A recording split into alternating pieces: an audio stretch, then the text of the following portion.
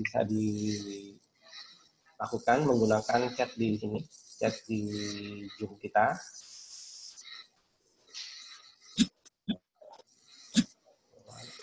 Di Zoom kita silakan ketik nama sama NPM-nya. Itu nanti akan saya catat nanti sebagai daftar absensi pertemuan pertama Zoom meeting ini. Lalu yang berikutnya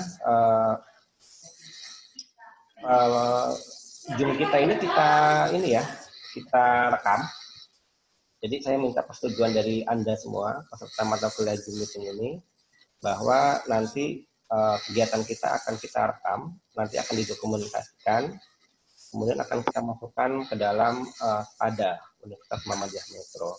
Jadi mohon yang layarnya kalau bisa dinyalakan semua. Kemudian mohon untuk tidak melakukan hal-hal yang aneh ya, sehingga bisa jadi viral tuh. Kan ada beberapa kejadian viral ketika Zoom itu ada hal-hal yang aneh dilakukan di Discord. Jadi mohon buat peserta mata kuliah ini ketika sedang melakukan kuliah Zoom meeting ini mempersiapkan dirinya dengan baik, berada di daerah yang sinyalnya baik, lalu kemudian menggunakan pakaian yang sopan ya, sebagaimana layaknya kita, walaupun kita dari rumah. Dan yang terakhir bahwa ini akan direkam sebagai dokumentasi bukti perkuliahan kita menggunakan Zoom meeting. Oke, saya coba akan cek dulu. Ini kalau di chat saya yang sudah absennya di grup aja ya, jangan privat message ke saya. Ini absen di grup aja. Biar nanti ini bisa saya copy paste di daftar absensi kehadiran. Ini sudah ada hampir semuanya sudah absen ya di chat meeting ini. Jadi silakan yang belum sudah absen. Lalu berikutnya yang ingin saya beritahukan selanjutnya itu adalah bahwa kuliah kita selain kita menggunakan multi platform ya, kita menggunakan WhatsApp, kita menggunakan Zoom. Terus yang terpenting kita menggunakan aplikasi yang dimiliki oleh Universitas Muhammadiyah Metro. Aplikasinya itu namanya Sepada. Nah, mohon karena pembelajaran kita itu dinilai dari keaktifan di Sepada, mohon semua mahasiswa yang sudah punya akun Sepada atau yang kalau yang belum segera membuat akun Sepada, mempersiapkan akun Sepadanya. Terus kemudian kalau sudah siap akun Sepadanya, Anda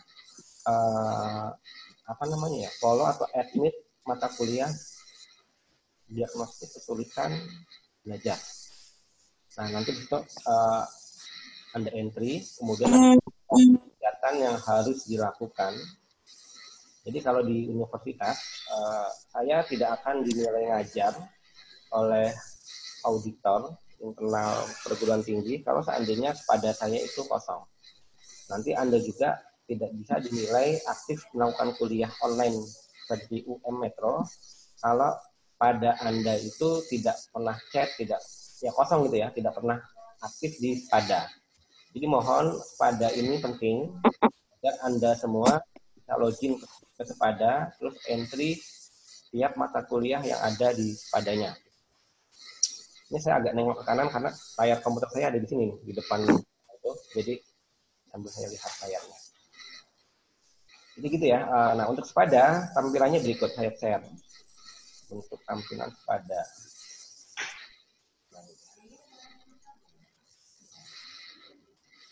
Oke. Sudah kelihatan ya? Ini ya Sepadanya ya. Ada yang bisa coba respon satu orang mewakili mahasiswa yang lain untuk memastikan bahwa suara saya terdengar. Silakan Mbak Nurul. Terdengar, Pak. Terdengar, Pak. Oke, jadi gini, kalau mau yang respon silakan angkat tangan nanti biar saya tunjuk. Nah, sharing screen sharingnya udah terbaca ya, terlihat semua ya di masing-masing ini Zoom-nya ya. Sudah kelihatan nggak? Iya, Pak. Kelihatan, Pak. Di Sepada itu sudah saya upload Pertama, deskripsi singkat tentang mata kuliah di diagnosa kesulitan belajar. Itu nanti bisa dibaca. Lalu kemudian yang paling penting itu ada kontrak kuliah dan RPS-nya, rencana pembelajaran 1 semester ini. Ini dibaca, dipahami, karena di dalam kontrak kuliah itu ada beberapa macam hal yang harus kita setujui bersama. Nah, kalau sudah disetujui bersama, kalau seandainya nanti ada kejadian yang Anda tidak setuju, atau saya tidak setuju, itu sudah tidak bisa diganggu lagi. Karena di awal kita sudah sama-sama setuju dengan kontrak. Ya. Jadi yang kontrak kuliahnya itu dibaca. Nanti lihat di situ juga ada sistem penilaian. Saya akan membagikan nilai berdasarkan aktivitas yang Anda lakukan melalui pembelajaran daring. Itu nanti dibaca. Kalau memang sudah setuju, maka nanti itu ditandatangani oleh perwakilan dari kelasnya siapa. Kalau sudah ditandatangani, itu artinya kontrak kuliah itu sudah disetujui bersama oleh saya dan oleh Anda sebagai mahasiswa. Artinya kalau seandainya ada hal-hal yang tidak kita inginkan, tapi tidak tercantum di kontrak kuliah, itu sudah tidak bisa direvisi lagi karena di awal kita sudah pernah menyetujuinya bersama. Jadi dibaca, monggo silakan. Lalu berikutnya di situ ada buku dan referensi kuliah. Buku dan referensi kuliah Anda bisa download di Spada. Ini saya kasih 5 ya, gratis. 5. Anda tidak perlu bayar uang fotokopi dan sebagainya. Ini gratis, Anda bisa download, Anda bisa buka via HP, Anda bisa buka via laptop. Kalau yang punya laptop, dibaca semua referensi yang saya kasih. Nah, kalau ini gratis, mohon kalau sudah download, ini tidak diperjualbelikan ke adik kelasnya mungkin atau ke siapa gitu. Ini karena gratis ya, jadi tidak diperjualbelikan. Nah, terus yang pertama, ini bukunya berjudul Learning and Learning Difficulties, A Handbook for Teachers. Ini yang mengarang adalah Peter Westwood. Jadi buku ini isinya membahas terkait bagaimana belajar dan kesulitan belajar dari sudut pandang guru di sekolah. Nah, bukunya Peter Westwood ini menjadi buku rujukan utama.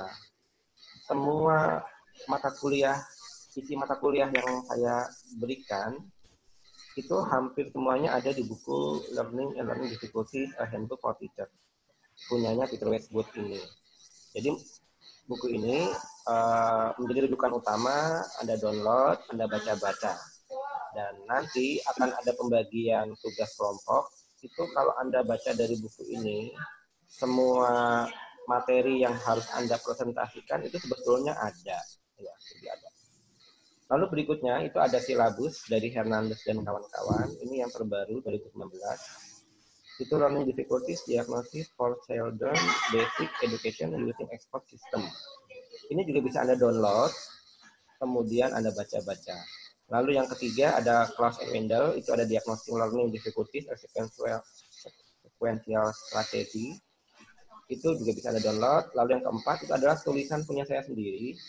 Judulnya Kritik terhadap penggunaan IQ dalam diagnosis kesulitan belajar spesifik. Ini diterbitkan oleh Universitas Gadjah Mada. Jadi ini juga bisa Anda download gratis.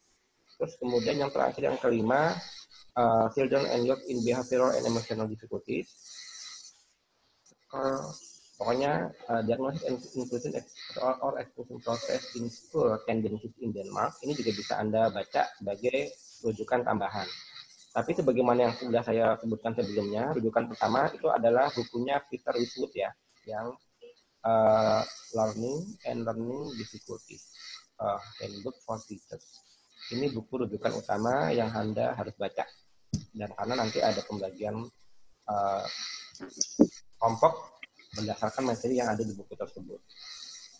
Oke, coba saya stop dulu yang ini. Saya share lagi yang berikutnya terkait RPS-nya.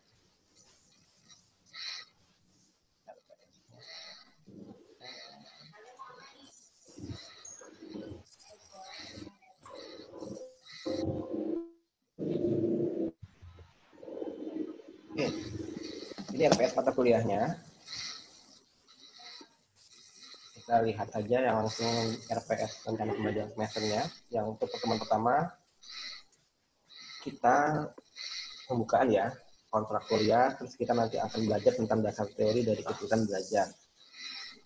Lalu kemudian pertemuan kedua, minggu depan, kita akan belajar terkait materi teori terbaru terkait kesulitan belajar. Kemudian kita akan bahas juga ruang lingkup kesulitan belajar, terus kemudian tinjauan kesulitan belajar secara pedagogis, lalu tinjauan kesulitan belajar secara klinis. Jadi kesulitan belajar itu bisa dilihat dari dua sudut pandang utama tersebut ya, dari sudut pandang pedagogis, dari sudut pandang keguruan, atau dari sudut pandang klinis, atau psikologi klinis, atau bimbingan konseling. Jadi kalau dari sudut pandang pedagogis itu kalau yang bisa melakukan diagnosa itu guru-guru pelajaran ya. Guru-guru pelajaran itu bisa mendiagnosa anak-anak yang mengalami kesulitan belajar, tapi dari sudut pandang pedagogis. Tapi ada kesulitan-kesulitan belajar itu yang sifatnya klinis. Itu hanya orang-orang psikologi dan bimbingan konseling yang sudah belajar tentang diagnosis kesulitan belajar, yang tahu cara mendiagnosisnya, tahu cara men-screeningnya gitu. Lalu pertemuan ketiga ini belajar dan motivasi. Itu ada pembahasan efikasi diri, pembahasan teori atribusi dan locus of control. Jadi sebelum kita masuk bagaimana cara mendiagnosa kesulitan belajar, kita belajar dulu dasar-dasar dari belajar itu apa saja. Nah, dasar-dasar itu kalau salah satunya ada yang tidak terpenuhi atau luput, itu bisa menyebabkan terjadinya kesulitan belajar. Ya, jadi kita belajar dasarnya dulu, dasar-dasar dari apa yang bisa menyebabkan seseorang nanti mengalami kesulitan belajar. Lalu berikutnya kita belajar macam-macam kesulitan belajar, cara diagnosisnya, cara screeningnya, cara intervensinya. Jadi yang pertama kita belajar dulu dasarnya. Dasar-dasar ini harus dimiliki oleh anak ya, agar anak tidak mengalami kesulitan belajar. Kalau ada salah satu dasar ini yang luput atau yang tidak dimiliki anak atau tidak berkembang dengan baik, maka kemungkinan anak akan mengalami yang namanya kesulitan belajar. Nah, yang pertama kita akan membahas terkait belajar dan motivasi. Ini diskusi kelompok. Kalau bisa, bukan bisa. Ini kelompok pertama yang membahas belajar dan motivasi. Apa yang harus dibahas dalam tema belajar dan motivasi? Anda harus bahas terkait efikasi diri. Anda harus bahas tentang locus of control dan teori atribusi. Anda harus membahas tentang cara-cara mengajar, style mengajar, style menjelaskan dan sebagainya. Anda harus membahas terkait metakognisi dan regulasi diri. Dan yang terakhir Anda juga membahas terkait motivasi. Jadi ini sub bahasan yang harus ada dalam tema belajar dan motivasi. Ini yang bertugas adalah kelompok 1. Nanti kita akan bagi kelompoknya. Kelompoknya, pembagian kelompok nanti bisa di chat di Sepada atau di WhatsApp grup. Kalau bisa di Sepada, karena nanti bisa lebih lebih abadi kalau di Sepada. Kalau di WhatsApp kadang-kadang kehapus WhatsApp-nya, terus dia hilang apa yang kita sudah isi. Lalu yang berikutnya kita akan membahas tentang struktur otak. Nah, nanti bagaimana otak itu berkembang, bagaimana proses belajar di dalam otak, bagaimana kita mengeksplor tentang fungsi dari otak dan strukturnya, dan kita juga akan membahas tentang definisi terkait brain. Sebetulnya bahasan ini ada di bukunya Peter Westwood. Anda juga bisa mencari bahasan terkait ini di referensi lain di internet. Jadi karena memang nanti brain, otak itu sangat mempengaruhi belajar seorang ya. Karena belajar itu aktivitas kognitif. Fungsi kognitif itu yang memproduksi adalah otak ya. Jadi ada struktur otak yang abnormal itu menyebabkan kemampuan belajar, kemampuan kognitif seseorang mengalami defisit, kekurangan. Akibat defisit dalam fungsi kognitif mengakibatkan orang itu mengalami kesulitan belajar yang menyebabkan belajarnya. Baik, ini nanti yang membahas kelompok 2 terkait struktur otak.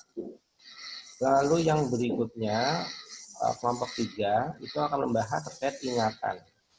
Nah, ingatan nanti Anda harus membahas terkait definisi memori, short-term memory, memori ingatan jangka pendek, working memory, memori kerja, long-term memory, memori jangka panjang, meta memory, bagaimana seseorang bisa ingat, bagaimana seseorang bisa lupa, itu juga nanti Anda bahas dalam kelompok 3 ini ya. Nah, ini sebetulnya juga ada di dalam bahasan bukunya Peter disebut, tapi Anda bisa menambahkan bahasan dari sumber-sumber yang lain, sehingga Anda kelompok yang ketiga ini bisa lebih membahas dengan baik, matang gitu ya, terkait tema ingatan atau memori. Dan ingatan itu sebagaimana struktur otak ini juga sangat mempengaruhi proses belajar. Karena banyak pelajaran-pelajaran, aktivitas belajar itu sangat membutuhkan kemampuan mengingat. Ya. Jadi kita akan bahas. Lalu kemudian yang paling penting berikutnya itu adalah kecerdasan. Nah, nanti dalam tema kecerdasan ini ada bagi apa definisi kecerdasan, terus kemudian dari model-model dari kecerdasan, nanti ada pandangan terbaru terkait inteligensi, lalu berikutnya apakah inteligensi bisa diajarkan, terus apa saja pengaruh inteligensi terhadap pembelajaran. Nah, ini juga menjadi dasar dari proses belajar seseorang ya. Kalau orang tidak memiliki kecerdasan yang baik, biasanya nanti prestasi belajarnya juga akan kurang baik. Nah, ini juga sebab itu kita bahas. Nah, motivasi, kemudian struktur otak, ingatan, kecerdasan ini adalah teori dasar yang harus kita ketahui terlebih dahulu sebelum kita membahas terkait berbagai macam kesulitan belajar yang mungkin dialami oleh siswa. Jadi kita harus paham dulu dasar-dasarnya itu, baru kemudian kita akan membahas berbagai macam kesulitan belajar.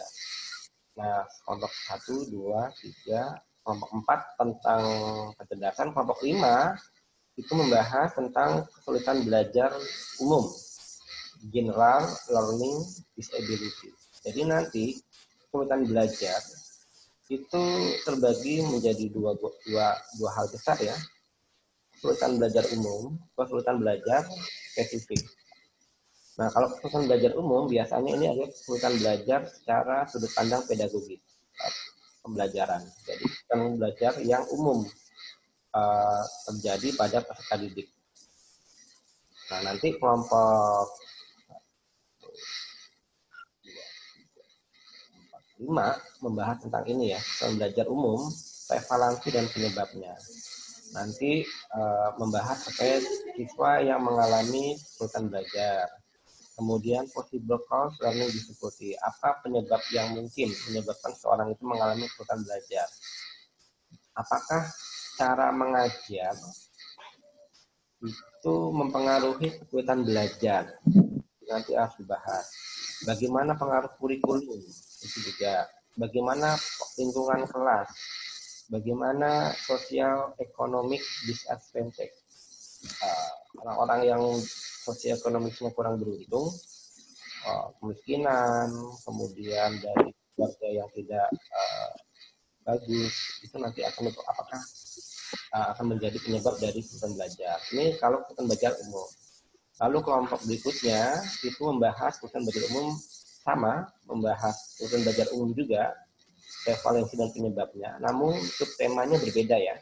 Kalau yang tadi learning difficulty, ada feedback course-nya, ada teaching method, ada kurikulum, ada classroom environment, ada social economic disadvantage.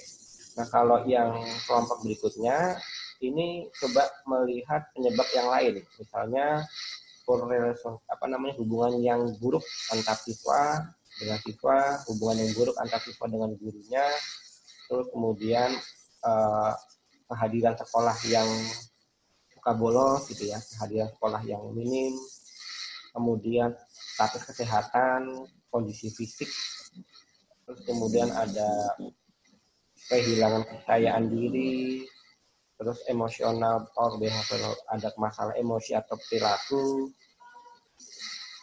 below average intelligence, dan sebagainya. Nah, nanti ini kelompok yang 6 ya, kalau nggak salah.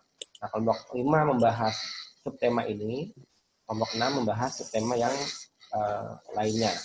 Jadi walaupun sama-sama membahas tentang kesulitan belajar secara umum, prevalensi dan penyebabnya, namun tema yang dibahas berbeda antara kelompok 5 dan kelompok 6.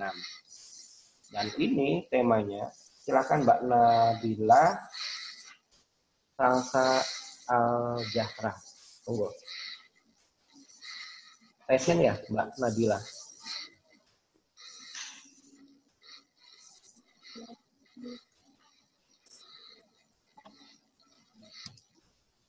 Bagaimana Mbak Nabila? Apa ada yang mau ditanyakan? Maaf Pak, pencet Pak. Oh ya, siap. Jadi dalam kuliah Zoom meeting ini Anda bisa menyela pembicaraan saya dengan cara raise hand ya. Raise hand, nanti saya ya apa.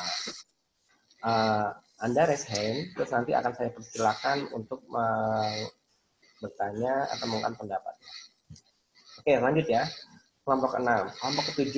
Kelompok ke-7 itu membahas terkait kesulitan belajar spesifik. Kalau tadi kan kesulitan belajar secara umum.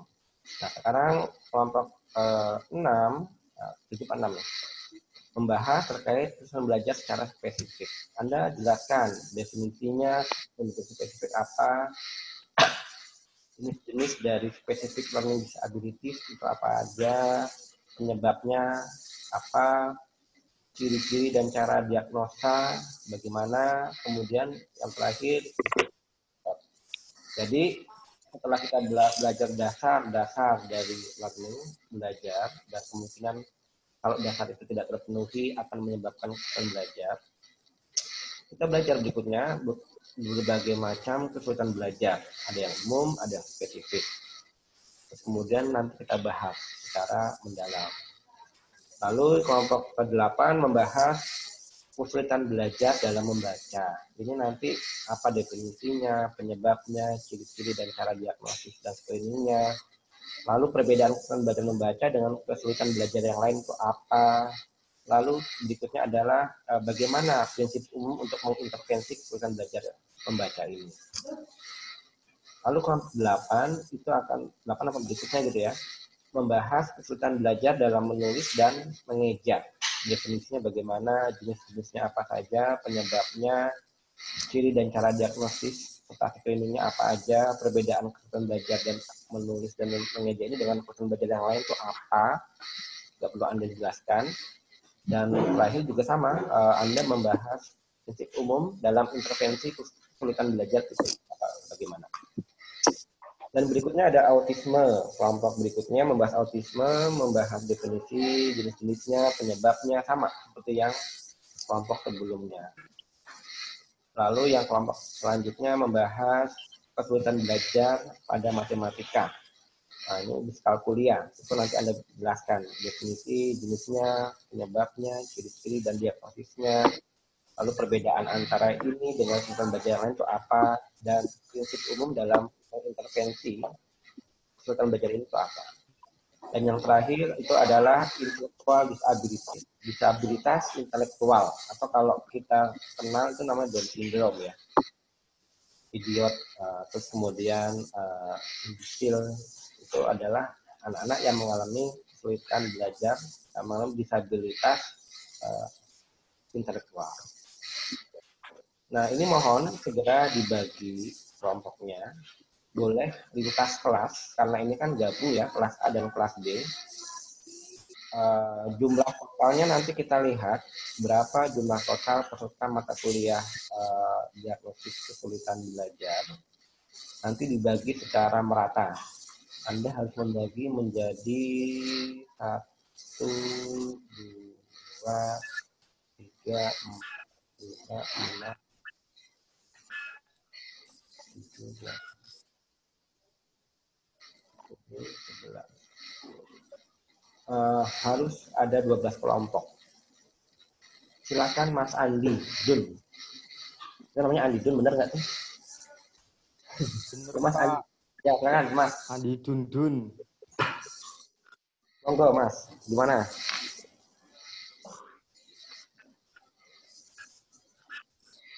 Enggak, Pak, tadi pencet ini. Oke. Hati-hati ya, jangan pencet ya. Ya, kalau tidak ada nggak, pokoknya dibagi menjadi tadi sekitar atau ada 15 diambil 13 kelompok. Ya, Anda bagi menjadi 13 kelompok. Kemudian pembagian kelompoknya itu di-share di grup PA, terus kemudian ada juga. Nanti akan saya siapkan forum diskusi di Sepada terkait pembagian kelompok atas namanya siapa saja. Nah, bagaimana nanti sistem presentasinya?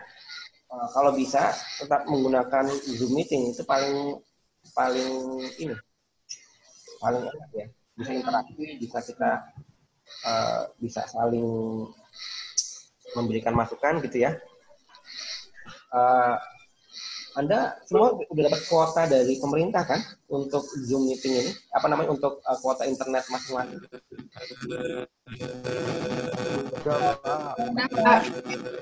Udah ya? Udah. Enggak dapat, Pak. Belum, Pak. Kalau yang dulu berarti males ngisi di itunya, apa namanya? Males ngisi di apa itu namanya tuh? Yang online kita tuh? Apa? Sepada. Bukan Sepada, apa namanya? Satu lagi. Siakat. Zakat. Ya, Isi, Pak. Udah 3 kali, Pak. jangan males. Kali, Pak. Pak. Karena nanti gini ya Mbak, Mas, bantuan dari pemerintah seperti pulsa, terus kemudian bantuan UKT dan itu harus connect dengan siakat. Kalau siakatnya tidak diurus dengan benar, nanti yang lainnya dapat pulsa, Anda nggak dapat pulsa sendiri. Yang lainnya dapat bantuan UKT, Anda tidak dapat bantuan UKT gitu. Jadi jangan males siakatnya dirawat ya. Dan jangan lupa juga sepadanya juga Anda harus rawat, kemudian aktif ya. Itu coba saya share yang ada lagi.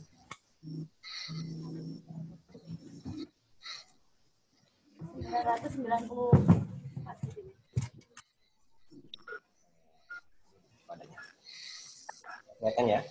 Nah, ini ada nih di sini hijau-hijau ini, list peserta mata kuliah diagnosa kesulitan belajar. Anda kalau tidak masuk klik di sini, itu nanti tidak terlacak di siakat dan sistem informasi Universitas Muhammadiyah Metro bahwa Anda aktif ikut belajar di mata kuliah diagnostik kesulitan belajar. Jadi karena kita kan sudah melaporkan kepada Kemendikbud, kita online daring selama 6 bulan, maka oleh Kemendikbud aktivitas belajar mengajar kita itu dipantau di sistem informasi di Siakat, di Sepada.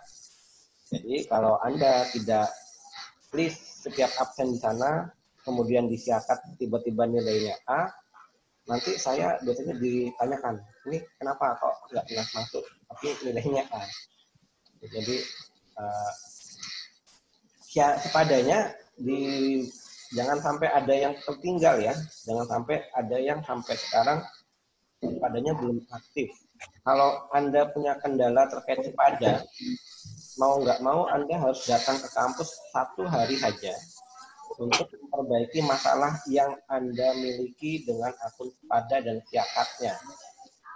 Segera ke kampus, bertemu Kaprodi, atau langsung ke Pusat Teknologi Informasi Universitas Muhammadiyah Metro. Karena kalau zaman sekarang, zaman online begini, ini penting karena semua aktivitas menggunakan daring sekarang. Kalau dulu kan nggak terlalu penting karena kita bisa bertemu absen manual ya. Kalau sekarang absennya daring. Kemudian segala aktivitas pembelajaran dicatat secara daring. Ini menjadi penting bagi yang mengalami kendala pada siasat. Anda harus meluangkan waktu 1 hari atau berapa hari lah ke Metro untuk memperbaiki permasalahan yang Anda hadapi. Jadi itu ya. Kalau yang sudah nggak ada masalah, oke, sudah bisa langsung ikut kuliah. Nah, terus kemudian terakhir ini bukunya, buku Peter Westwood. Saya share. Ini bukunya. Nah, ini kontennya, ini daftar isinya. Ini hampir semua yang saya bahas di di RPS pembagian kelompok itu pembahasannya ada semua di buku ini. Anda nggak perlu buku baru sebetulnya. Kan bab 1 perspective on learning, bab 2 theory of learning and motivation. Ini bab 3 ada brain, memory, and intelligence. Ada learning difficulty, prevalensi, dan penyebabnya. Kemudian ada specific learning disability, nanti ada disleksia, ada dyscalculia, ada dysgrafia, ada autisme, ada intellectual disability. Itu semuanya ada di buku ini. Nah, buku ini walaupun berbahasa Inggris, karena sekarang kan zaman canggih. Jadi ada terjemah menggunakan Google Translate, itu sudah banyak ya, sudah bisa. Terus kemudian kalau Anda mau lebih telaten ketika diterjemahkan ke dalam Google Translate, itu Anda ulang sampai Anda bisa paham kalimatnya itu artinya apa. Jadi kalau bisa translate-nya per kalimat biar Anda bisa lebih paham. Jadi kalau kalimatnya aneh, Anda sendiri nggak paham, gitu, itu berarti terjemahannya salah. Jadi harus kata per kata, biasanya gitu. Kata ini artinya apa, kemudian dirangkai jadi kalimat yang Anda bisa paham maknanya itu apa. Nah, memang harus agak capek ya, tapi agar pembahasan di kelompok Anda itu kaya, kemudian juga bagus, itu perlu usaha seperti itu. Dan nanti di dalam RPS ya, bentar. Di dalam RPS nanti ya, saya lagi kuliah.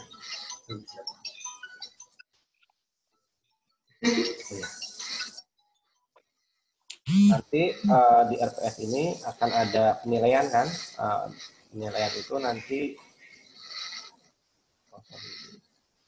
salah.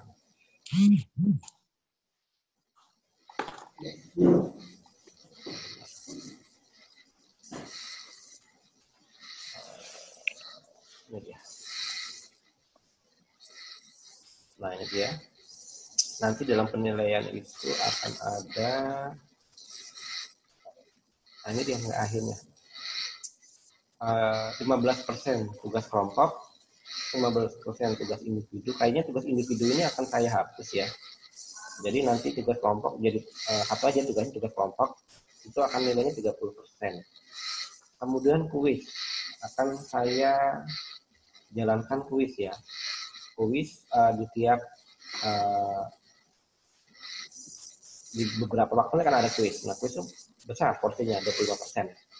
Kemudian ada ujian tengah semester dan ujian akhir semester itu 15 dan 30% seperti biasa. Jadi tugas kelompoknya ini harus Anda garap maksimal ya agar bisa dipahami. Terus ketika presentasi juga semuanya aktif. Nilainya lumayan besar, itu ada 30% kalau digabung. Oke, mungkin demikian penjelasan singkat terkait mata kuliah diagnostik kesukaran belajar. Tugas yang harus segera Anda lakukan itu adalah membagi kelompok. Pertama, membagi kelompok 13 kelompok ya harus ada. Lalu jangan sampai ada yang nggak kebagian kelompok, itu yang penting. Lalu berikutnya adalah absen di sepada. Maka supaya Anda bisa absen di sepada, Anda harus aktif akun sepadanya. Jadi Itu yang tugas paling utama yang Anda harus kerjakan. Silakan Mbak Megi. Mbak Megi dulu. Mbak Megi resen ya? Silakan Mbak Megi kalau ada yang mau ditanyakan.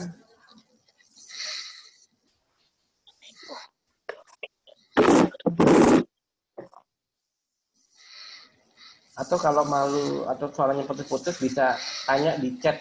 Nggak apa-apa, saya baca.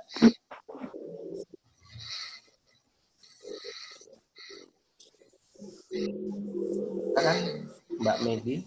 Sama siapa tadi yang present? Masalah absen di Spada, Pak. Ya, gimana? Itu berarti kita kan sudah otomatis kan, Pak, ketika ngeklik itu udah absen, masuk absen gitu kan, Pak? Klik apa?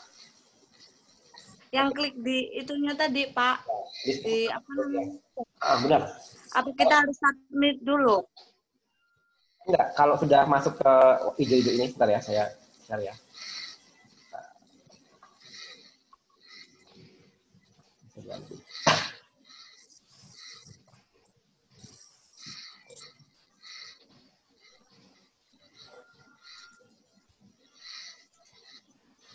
Nah, kalau ini ya, padanya ya, kalau Anda klik ini ya, list peserta mata kuliah diagnosis kesulitan belajar. Nah, ya itu, Pak. Ya, kita klik ini misalnya. Udah saya klik enggak?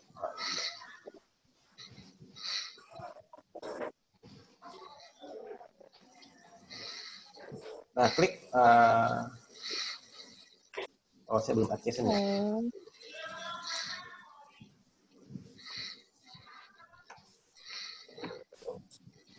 Oke. Tanggal 14 ya. 14 Oktober 20 jam. Saya buat jam 9 ya, karena jam 9 sampai jam 10. Silakan absen dari 1 jam itu ya. Jam 9 sampai jam 10.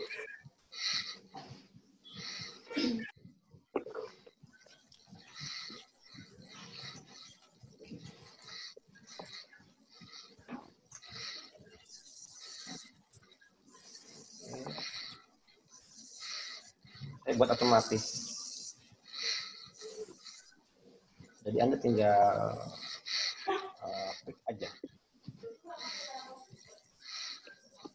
Klik di sini ya, absen sesi pertama kuliah.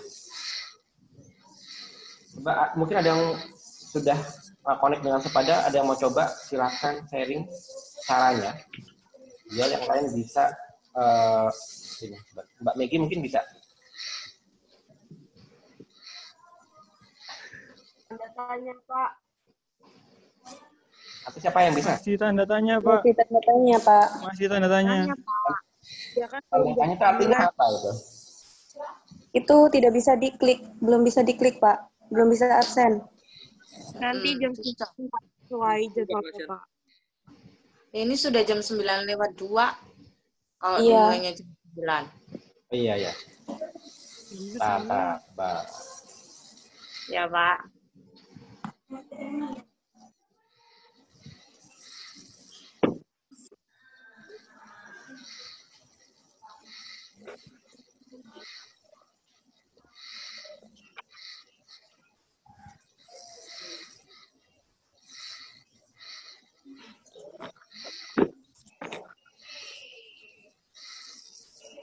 Nah, ini dia, sudah. Coba saya share ya screen-nya.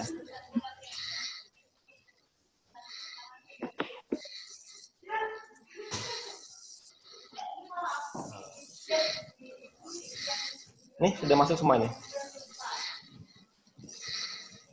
Ditno Abiyu ada ya.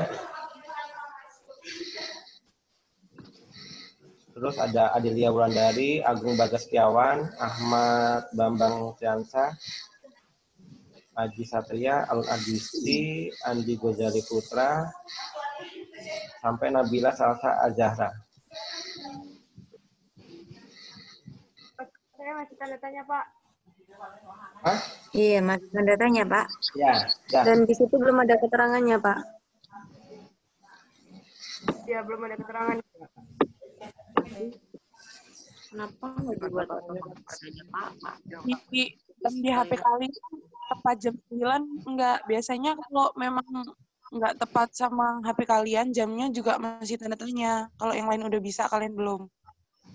Oh, yang ini Mukhlisin sama Nabila Salsa Ajarnya bisa? Udah ini Pak, udah 2/2 kok udah tersusun.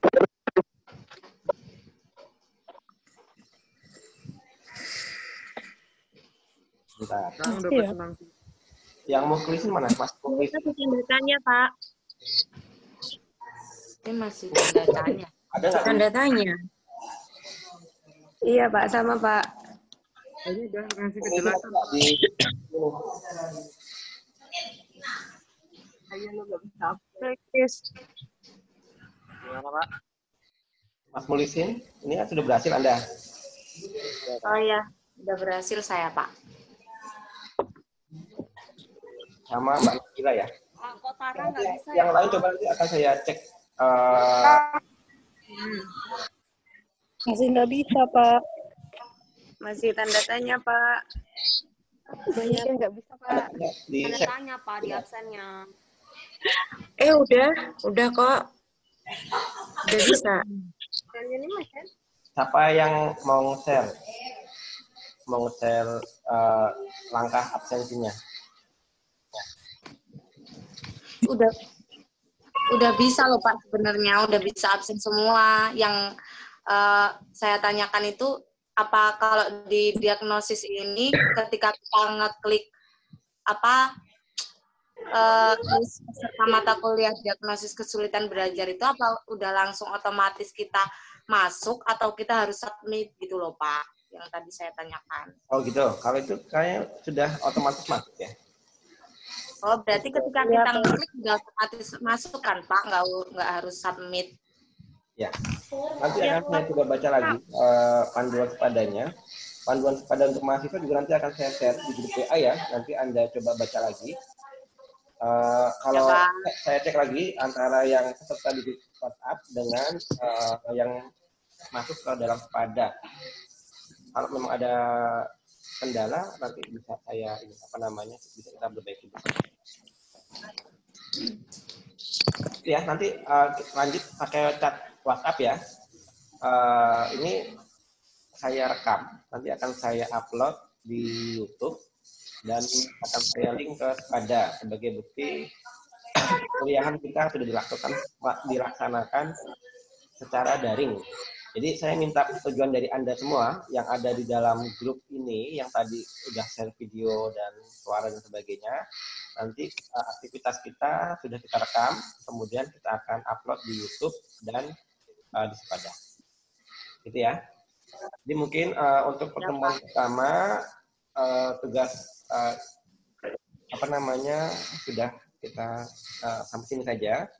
Berarti tugas Anda yang harus dikerjakan berikutnya adalah membagi menjadi 13 kelompok. 62 orang yang ada di sana. Dibagi menjadi 13 kelompok. Nanti saya pilih mana kelompok 1, kelompok 2, kelompok 3, sampai kelompok 13. Yang penting nama-namanya itu disetor di salah satu perwakilan kelas, nanti di list dalam MS Word. Nanti tanpa nama kelompoknya ya, nanti yang nama kelompok 1, kelompok 2, kelompok 3, sampai kelompok 13 itu saya. Atau monggo, kalau ada yang mau request, Anda mau kelompok 1 misalnya boleh saja. Nama ABCD di dalam kurung request kelompok 1, ABCD request kelompok 13, boleh. Tapi nanti keputusan akhir ada di saya ya, nanti siapa yang di kelompok 1, kelompok 13, dan sebagainya. Udah, Itu ya. Pak aja yang bagi, Pak. Ya, pokoknya request boleh. Terus kemudian nanti silakan diskusi kita nanti kita lanjut di Sepada dan di WhatsApp group. Ya. Baik, Oke, Pak. selamat pagi, selamat siang semuanya. Wassalamualaikum warahmatullahi wabarakatuh. Waalaikumsalam warahmatullahi wabarakatuh.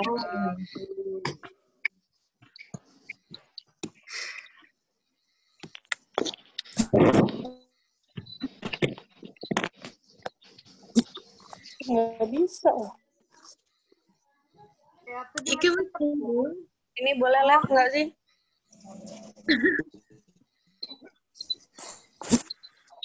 Dita. Bapaknya udah keluar ya? Belum. Punya aku nggak bisa absen. Sama, tempatku juga nggak bisa, masih tanda tanya. Saya keluar dulu ya. Itu masih bisa submit toh.